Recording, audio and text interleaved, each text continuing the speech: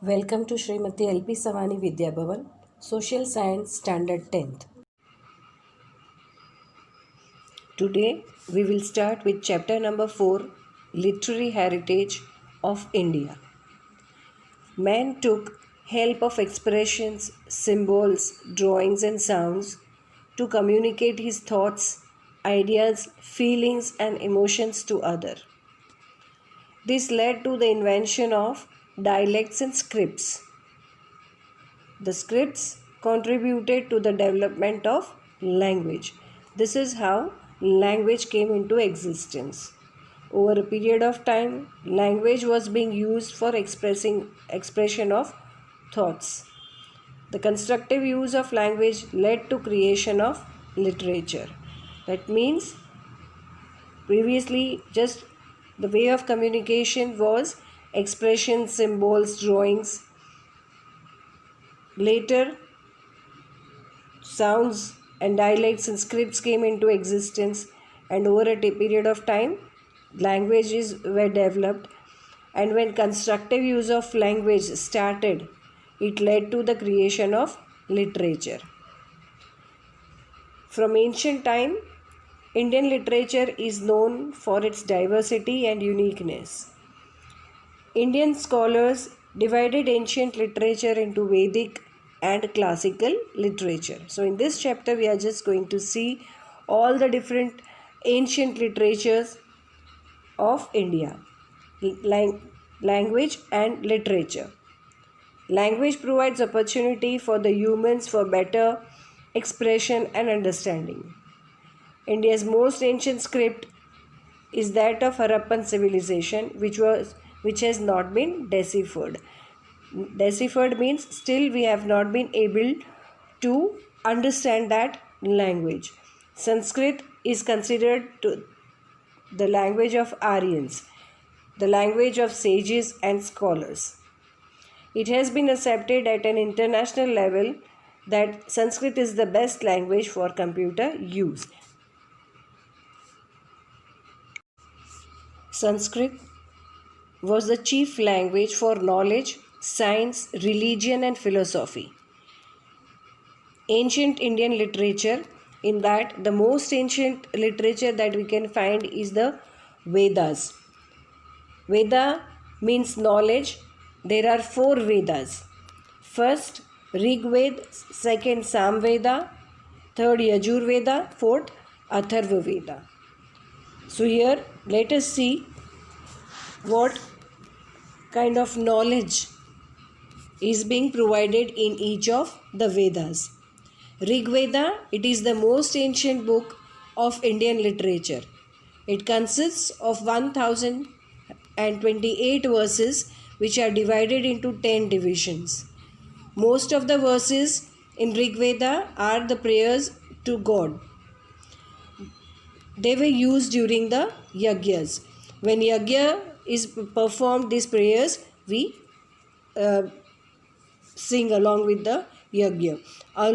Among the verses, those worshipping Usha are fascinating. Usha means the goddess of dawn. Okay, so among the verses, the prayers which have been there in Rig Veda, the prayers or the verses for worshipping the goddess of dawn are fascinating. This work describes political, social, religious matters of Aryans who were residing in the region of Sapta Sindhu.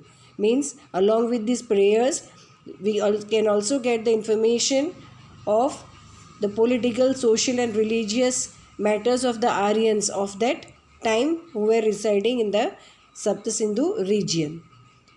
Number 2, Samveda.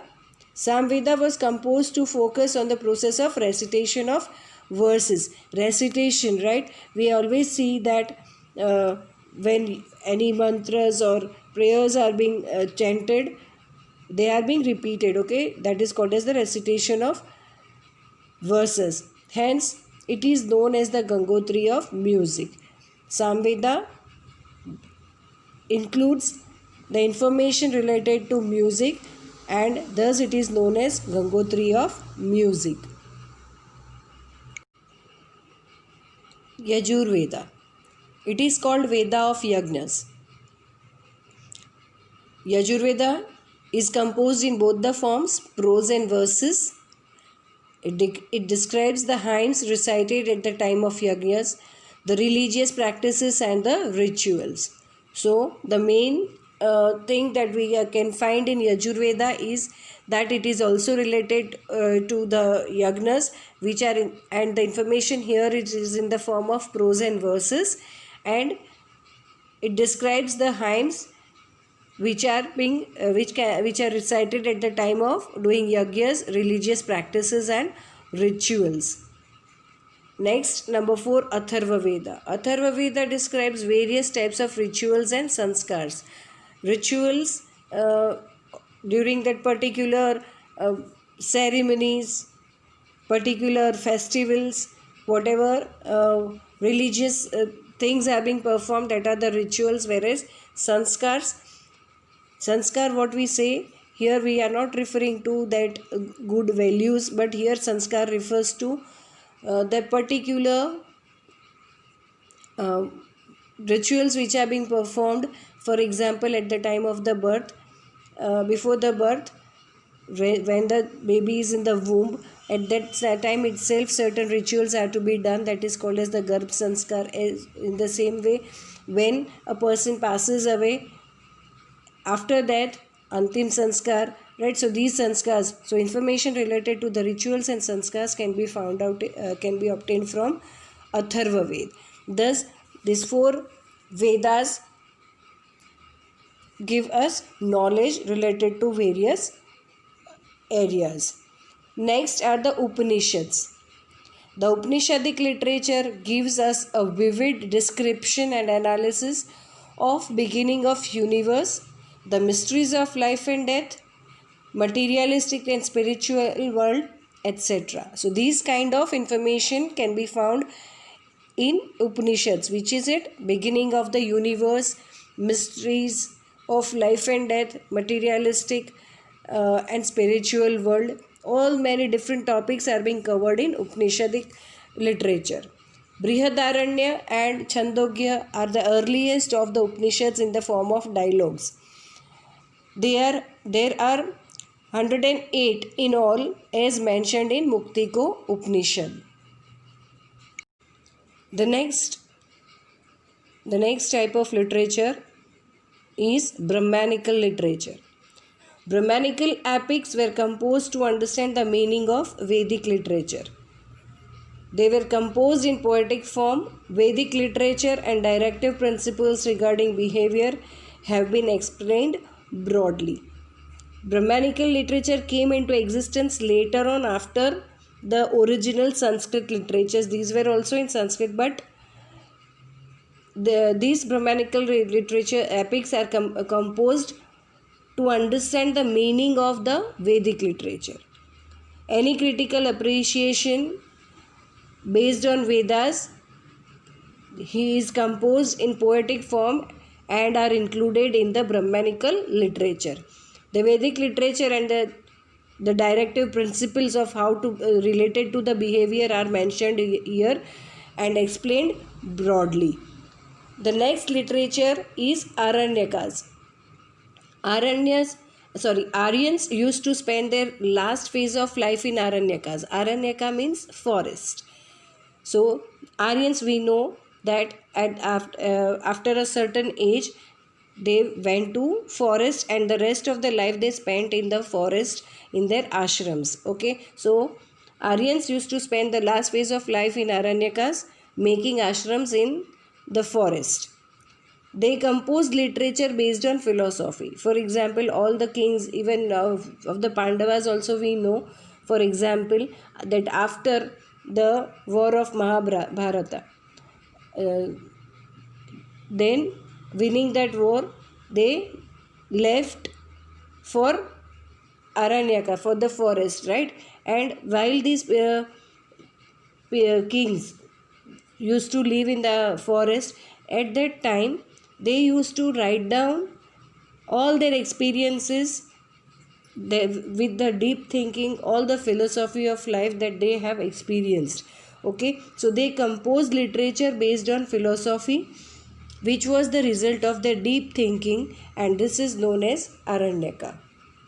Vedangas, this literature deals with the religious practices and rituals, grammar, astrology, and astronomy. The next literature are the great Indian epics, that are Ramayana and Mahabharata. The Ramayana and Mahabharata are two great Indian epics. The present form of this epic can be traced back in the 2nd century. The Ramayana has the story of Ramchandra, the king of Ayodhya. The Ramayana is smaller than Mahabharata. Epic wise, if we see, Mahabharata is the largest epic. Ramayana narrates many attractive stories of adventure, whereas Mahabharata is the world's largest epic with 1 lakh verses. This describes the war between the Kauravas and Pandavas. Besides, it also consists numerous stories. We know there are, in every character has numerous stories, right? In Mahabharata, Mahabharata also includes the Bhagavad Gita. It is a part of Mahabharata. Bhagavad Gita expounds the deep philosophical principles. Bhagavad Gita conveys the message of achieving moksha or salvation through jnana, karma, and bhakti. Both the epics, Ramayana and Mahabharata, have been influencing millions of Indians and the literature for a long time. They have implanted motivational seeds of sanskars in the Indians.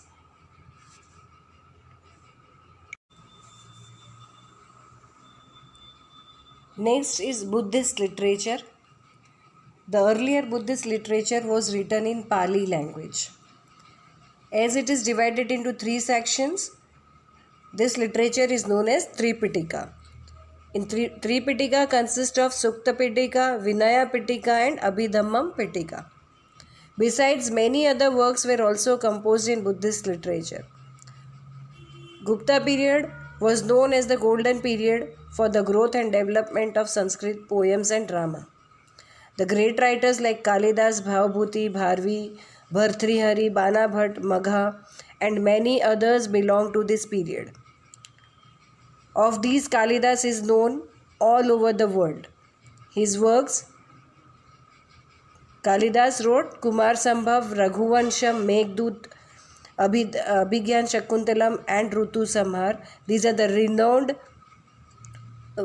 renowned work for their best poetic and dramatic style. Bana wrote Kadambari and Harshcharit. Harshcharit is a biography of King Harsha. Other works of the period are Bhavbhuti's Uttar Ramcharit, Bharvi's Kiratarjunyam, Vishakhadattam, Mudra Rakshak, Shudrak's Mrichkatikam, and Dandi's Dashkumar Charita. These are all the other ancient literature written by the great writers. The subjects of this work were political events, romance, allegories, comedies, and philosophy. These were the topics on which they all have written. In ancient times, verses were composed in earlier form of Gujarati language. In the course of time, Gujarati language developed and many literary works were composed. The heritage of Gujarati literature was made prosperous by literary contribution of Narsi Mehta, Mirabai, Dayaram, Akho, Premchand, Pritam, and others who composed beautiful verses, songs, garba, narrative poems, and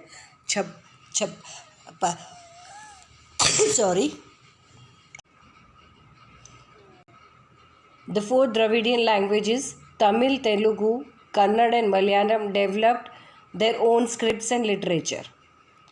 Tamil is the oldest of these, with its literature belonging to early centuries of Christian era.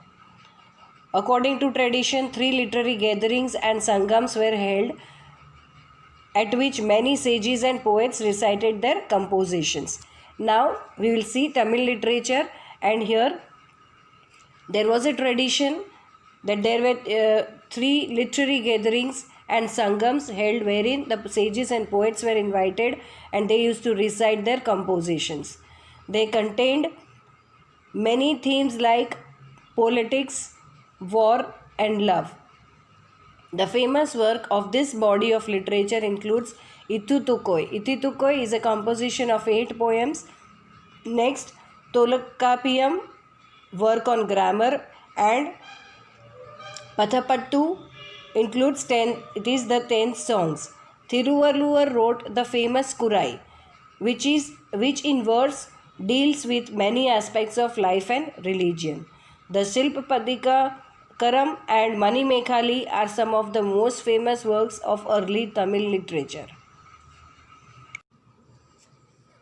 Medieval literature. Under this topic, we are going to see all the different literature in or different languages which came into existence. Actually, the main language was Sanskrit, and from Sanskrit, the other languages developed. Maybe Hindi, Gujarati, and so on. In every language, literature was written. Up branch of languages also started, and through which different languages have come into existence, and so every language that is spoken in India have their own literature. So let us see medieval literature. During the beginning of medieval age, in North India, the language of literature was Sanskrit. The main language of the literature was Sanskrit. So the great works were composed during this period were in Sanskrit. In this age, two great works were written in Kashmir. First was Somdev's Kathasarit Sagar and second was Kalhan's Raj Tarangini. These are the first historical books of India. Another famous work of this time is the Geet Govind by Jaydev, which is one of the finest poems in Sanskrit literature. As we have said before, this was the period when the upbranch languages had started. Upbranch means when we start pronouncing the same thing in a different way. That is called as upbranch. The upbranch started developing into modern Indian languages. This is how new languages were born. One of the earliest works in an early form of Hindi was Prithviraj Raso by Chand Bardai. The work that marks beginning of Hindi literature deals with heroic deeds of Prithviraj Chauhan. In this time, Sanskrit literature made great stride in South India. For some time, Jainism influenced Kannada literature. If we talk about Kannada literature, it was influenced by Jainism. The poet Pampa composed Adi Puran and Vikramarjun Vijayant. The poet Panna Puna wrote Shantipuram describing the life of 16 Jain Tirthankar. The poet Ranna, he composed two books called Ajitnath Puran and Gadayudh. The poets, namely Pampa, Puna and Ranna, these are known as the trio of early Kannada literature. Poet Kamban composed Ramayan in Tamil language. Apart from this, other famous literary works were written in Tamil language. Raja Krishnadev Rai, he was a great king of Vijayanagar and wrote Amukta Malayad. He was a Sanskrit and Telugu writer. Hindi literature. The development of Indian languages and composition got a promotion in Hindi Sultanate. Two forms of Hindi language are Khadi Boli and Brij Bhasha. They began to be used for writing literature. Many devotional songs were composed in these languages.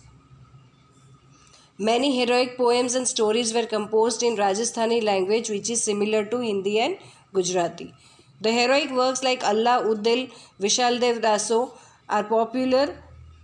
were popular of that time. A book called Chandrayaan written by Mullah Daud is the oldest book in Avdi language. However, the critical appreciation of the ancient books was still written in Sanskrit language. Avdi language, the regional kings gave a great impetus to their local language. Bhakti saints preached in the languages of the people. Bhojpuri and Awadhi were the major regional dialects of the medieval people. Kabir wrote dohas in Sadhukadi, and they have been part of folklore. Mullah Daud wrote Chandrayaan, which is the oldest book in Avdi language. Malik Muhammad Jayasi, he wrote Padmavat. Tulsidas wrote Ramcharit Manas. Other regional literature of medieval literature are Rajasthani. I have already mentioned it in the previous topic also. Many heroic poems and stories were composed in Rajasthani language, which is similar to Hindi and Gujarati. The heroic works like Allah Udal, Vishal Das Raso, these were the popular of that time. Next, Bengali language. Krittivasa, he translated the Ramayana into Bengali. Chandidas, he wrote a poem. He was a poet who wrote hundreds of lyrics. Chaitanya wrote devotional songs in Gujarati. Narsi Mehta wrote devotional songs, and in Marathi, Eknath and Namdev wrote devotional songs. Now we can see that a whole new trend of writing devotional songs had been started. Persian language literature. It was the language used as a court language of Delhi Sultanate. Many Persian words are today seen in Indian languages. During the reign of Zainul Abidin in Kashmir, the Mahabharata and Rashtarangini were translated into Persian. Ziauddin Barani, he wrote Tarikh-e Firoz Shahi, a detailed account of Khilji and Tughlaq kings. He also wrote a book on political theory called Fatwa-e-Jahangiri. Amir Khusro, he was a great poet, a renowned person. He was the disciple of Nizamuddin Aulia. He wrote Ashika, Na, Sifr, Kiratul Sadayan, Khazain ul Fatah. He wrote in Hindavali, which was his mother tongue, and composed many verses in it and also in Persian. He wrote many bilingual quatrains in Hindi and Persian. He composed verses in many languages, and his tradition continued. He called India as an earthly paradise. Even though he was not an Indian, he always admired and had respected the essence of Hinduism, and always said that Hinduism resembled Islam. He praised India's flora and fauna, its beauty, its building, its knowledge and learning. He strongly believed that in many respects the essence of Hinduism resembled Islam. Next is the literature of Mughal period. Mughal period saw great development in the field of literature. Babur, he was one of the pioneers of Turkish poetry and wrote his autobiography Tuzuk-e Babari. Gulbadan Begum, Humayun's sister, she wrote the biography of Humayun called Humayun Nama. Jahangir, he wrote his biography, the Tuzuk-e Jahangiri. Aurangzeb was a prolific writer, means he was a very creative writer. Bahadur Shah Zafar, the last Mughal emperor, was a notable Urdu poet. Akbar, during his rule, Hindi literature progressed, and he set up a separate department for translating Sanskrit works. That means he had just set up a separate department wherein all the good things he found in Sanskrit work, that was being translated to their language. Abu Fazl wrote Ain-e Akbari and Akbarnama. Urdu literature. In the early 18th century, many historical works from Sanskrit were translated into Urdu. After of them, Wali, Mir Dard, Mir Taki Mir, Naji Akbarabadi, Ghalib Iqbal were some of the Urdu poets of that time. Urdu prose also developed in the early 18th century when the translation of most of the historical works were done from Sanskrit were translated to Urdu. At the same time, the original prose work in Urdu was written. Muhammad Hussain Azad's Darbar-e-Akbari is one of the best works of Urdu language.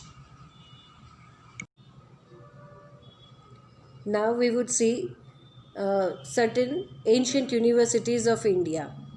Nalanda University. Nalanda University was situated at Vadgaon village of Patna district in Bihar. Nalanda gave more importance to Jain and Buddhist traditions. As Mahavir Swami performed 14 Chaturmas in Nalanda, it became pilgrimage for Jains. In 15th century, Kumar Gupta had built a monastery here. There were thousands of priceless treasures and manuscripts in this university. Students from various parts of the world came here to study. Traveler UN Singh came here and while he went back, he took 657 books from the library of Nalanda University to China. He visited in 7th century. A student who passed from here was considered as an ideal student of India.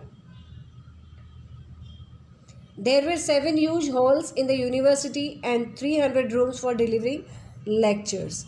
The monasteries were built for dwelling of students. Many villages were donated for university sustenance. Means the university was run through the charity or the amount which the university received from the villages. The villages were donated to the university through the income of which the university could be run, because in olden days the students had to stay with the Guru in the Gurukul and they did not have to pay the fees for that. Many villages were donated for university sustenance. Food and clothing facilities were provided free of cost.